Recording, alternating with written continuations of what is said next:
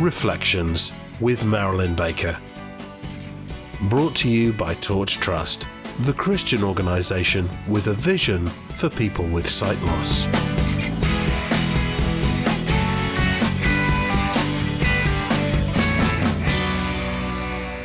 Hello, I'm Marilyn Baker, and welcome along to this week's edition of Reflections from Torch Trust, the UK's Christian sight loss charity.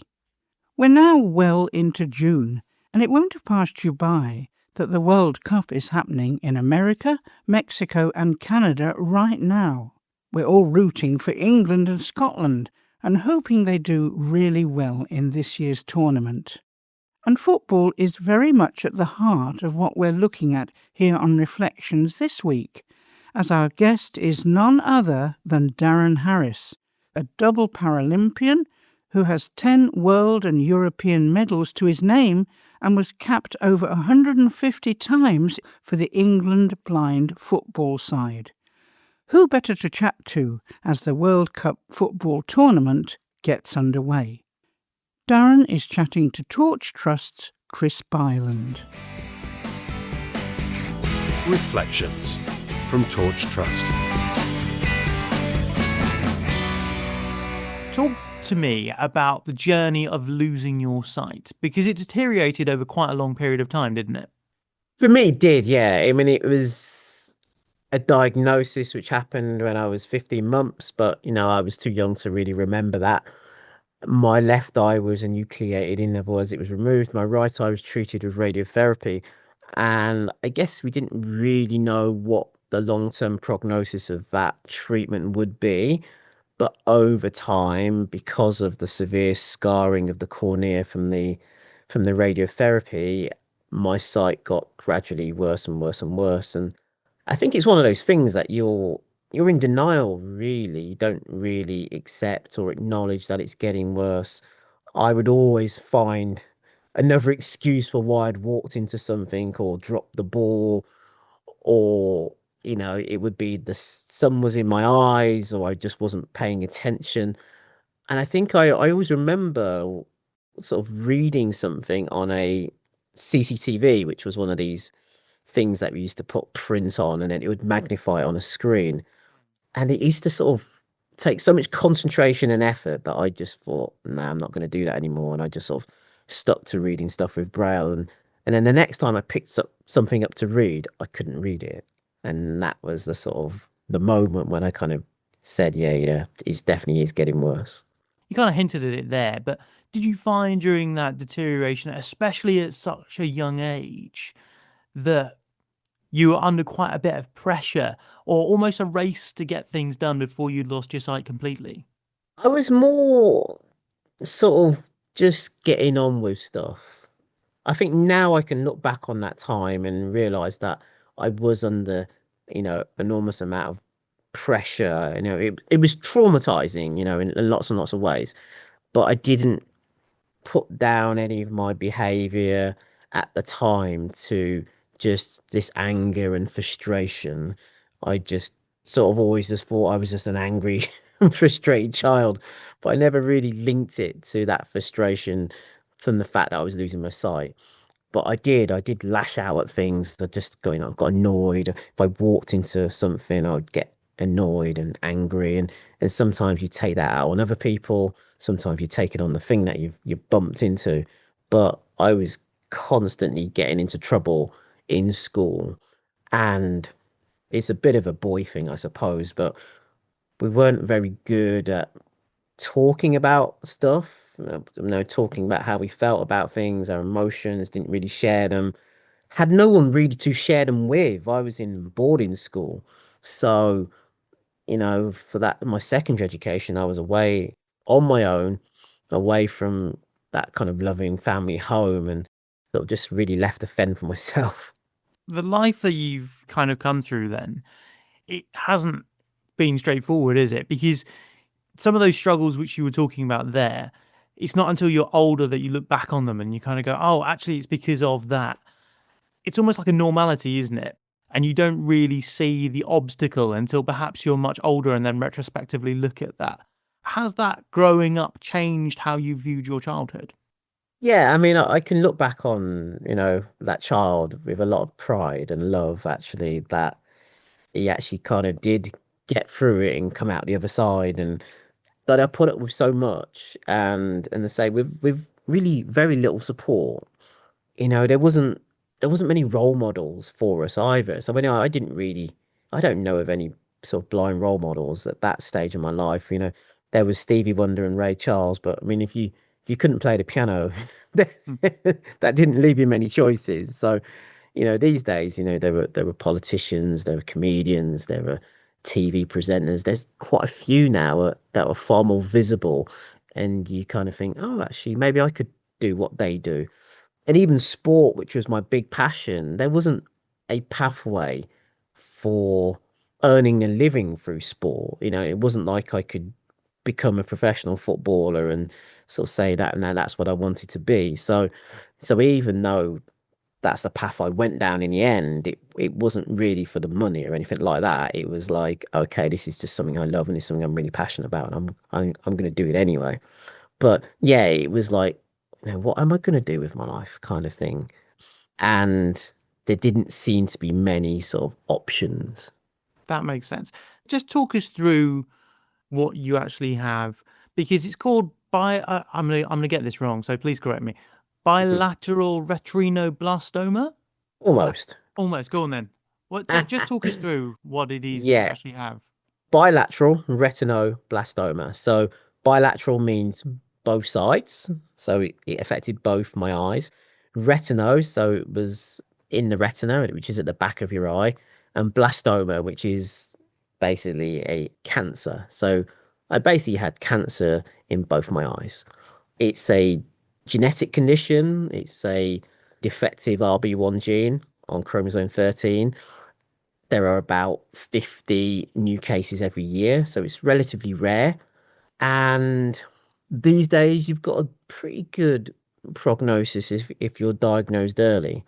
My problem was I was diagnosed pretty late. They didn't really know what it was. Mine wasn't spotted until I was 15 months. By that time, the tumor had grown quite big. And obviously, the bigger the tumors are, then the stronger and the higher the dose of radiotherapy or the more extreme the treatment's going to be. If you can catch these things early, then obviously they're smaller, and therefore the treatment doesn't need to be quite so vigorous, which means there's potentially less damage to your eye. And also, back when I had mine, sort of in the 70s, there wasn't as much known about it as there is now.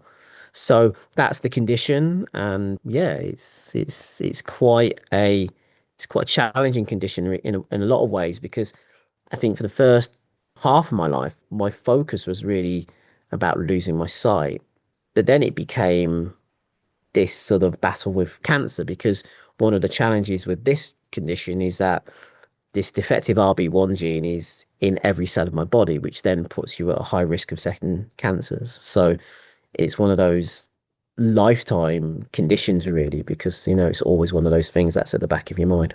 And it's something I guess you have to have regular checkups for as well. Yeah, initially it was always about getting my sight checked, but these days it's like any sort of issue in any other part of your body, any lumps or anything like that, you go and get them checked out and just make sure that it's nothing sinister. So yeah, it's just one of those things of just constantly being vigilant and aware of the consequences of the condition. Absolutely. You mentioned a little bit earlier on about sports. What point did that come into your life as a hobby? Oh, from day dot, I was probably from when I was sort of kicking inside my mum's tummy, like, that was me ready to burst out and run around like a maniac. So I was one of those kids who was very active from a very early age, just loved running around, doing any sort of sport. I was always climbing trees as a child and climbing onto sheds and onto roofs and going onto swings and having these jumping competitions on swings. And we used to play postman's knock in those days and like knock on people's doors, and everyone was a bit fitter in those days. So sometimes you'd get chased and you'd be getting chased for like a mile by some person. And we were always on bikes and, making our own sort of ramps and things like that. So I was a very, very active child. and I was in mainstream in my primary school, and always had the opportunity to do loads and loads of sport. We did cross country running. I tried to play rounders. Wasn't so great with rounders because my sight wasn't brilliant, so catching the ball wasn't that easy. But football was something I could participate in okay with my sight.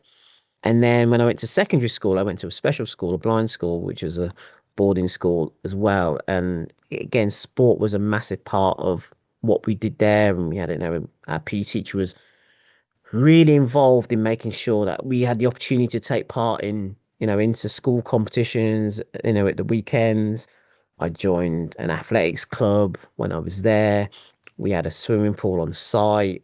And I always remember actually that when I used to do athletics, I'd play football like in the evening for a couple of hours before I even went to athletics. I didn't even think of football as training or anything like that. We just wanted to play football all day, like, and then the athletics was training. And after I got back from there, I'd go and play some more football until it was time to go to bed.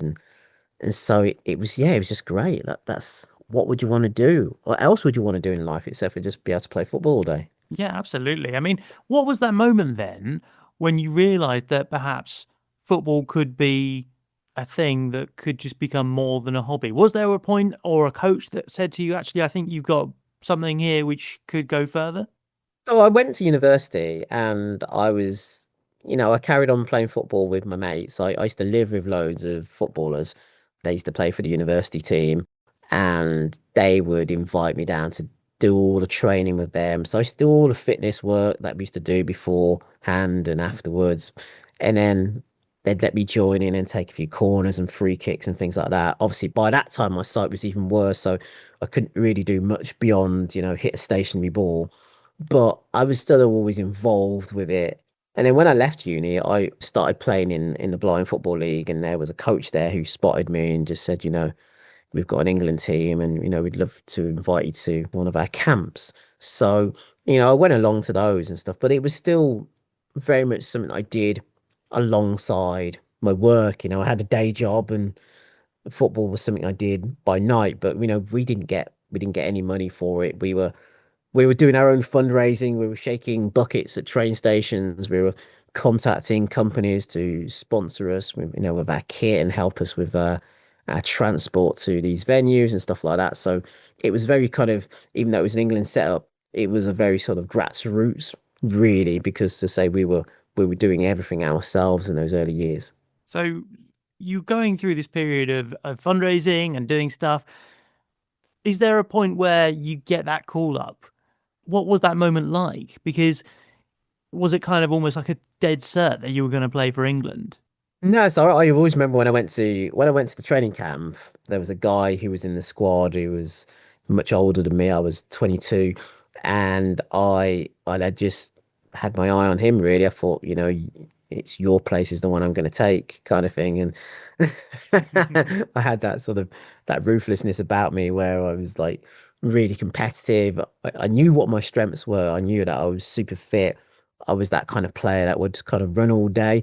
I wasn't as skillful, I don't think, or as some of the other players. But yeah, it was just like getting into the team. And then I always remember my debut, which was in Madrid in 1996. And, I still had some light perception at that time. So it was still a thing when I put on my blindfold to be submerged into darkness. So I always remember the coach telling me I was going to be on in 2 minutes. And so I started doing my warm up and stuff and got myself ready. And then as I stepped onto the pitch, I sort of pulled on my blindfold and I was just completely disorientated. I was bumping into my teammates, I was bumping into the opposition players, bumping into the boards, and the coach actually took me off after 2 minutes. It was a bit of a disaster of a debut, but what I realized that light perception was hindering me in a way.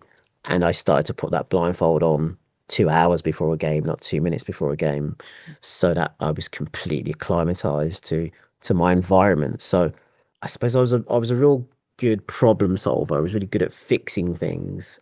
And then, when you started playing international tournaments, you started to see what the standard and the quality was across the world. Playing Spain were a really, really top side at the time. And, we went out to Brazil a couple of years later, and they were another really good team, and so were Argentina. And so even though the domestic setup wasn't amazing and we didn't have loads of like talented players we could draw from, my drive and motivation was just trying to be like one of those best players in the world. And so, even if I thought I'm the best player here, for me, that wasn't really enough. I just wanted to kind of keep improving myself so I could be, even more effective and productive when I kind of came up in these big international games. I mean, and that drive has obviously served you very, very well because you are one of England's most capped players now. You've won medals galore, but that drive also took you into judo as well. Talk to us about that. I mean, I tried judo at school actually, but didn't really like it, partly because I was an outdoor person. I loved the fresh air and running around. And actually, when you teach people judo and to start, it's all about teach them how to land safely and that sort of stuff. And what had attracted me to judo was, seeing people just getting smashed into the ground, really. But it's probably a little lot like boxing. When you go boxing, all they do is teach you how to sort of, hit a pad or, defend. And so, so that was my sort of frustration with judo when I sort of first started it. But I came back to it later in life in my sort of, mid-20s. And I just started doing it recreationally, really, with just a guy from work who was a black belt in karate. And he just said, oh, I want to do some judo. Do you fancy joining me? So I started just messing about with him, really, and just took to it again really, really quickly, really enjoyed it. And to be honest, I was a kid who was always fighting anyway at school and stuff. I was quite an aggressive, physical person. But I just took to it quite naturally. But then what happened was the football team, we got barred from going to the Paralympics. So we'd qualified for that very first games in Athens, but because Scotland, Wales and Northern Ireland wouldn't sanction us to play as Great Britain, we were then barred from the games. And so this had been a long-term dream of mine to be at the Paralympics, and all of a sudden it was being taken away from me. And I thought, what do I do? Like, do I wait another 4 years? Are they going to reverse that decision in 4 years' time? I didn't really know if that was going to happen or not. And by that point, I was already a black belt in judo. So I thought, maybe if I give judo everything I've got, I quit my job, I train full time, maybe I can qualify with judo. That's what I did, basically. I took that risk, quit my job, went into it full time, trained 6 days a week, twice a day, and just about made it. I just about made it. You went to the Paralympics. You did well. Yeah. You did absolutely amazing. And then you went back to playing football again. So Yeah. I mean, I'd reached my limit with judo. I was getting older. It's a very physical sport, and I was just started to pick up injuries. I broke my ribs and tore my ankle ligaments, and I felt that the only way I could get better was to train harder. But I knew like my body was just starting to break down at that stage in my life. So I actually didn't really plan to go back to football, to be honest. I thought I was just done. Like, I was 39 almost by that point. But yeah, one of the guys kind of called me up, and I thought, well, let's give it a go. And obviously football's a team sport as well. So, sometimes you can organize and sometimes be economical in your output just by being in the right place. You know what I mean? We always used to say to the lads, like, if you miscontrol the ball, just think how many extra yards you're running just because your technique's poor. So I knew there were ways that I could still be effective in the game, even though I was getting older and I couldn't run quite the way I used to. And so, yeah, sort of squeezed out another few years of my football career. Reflections from Torch Trust.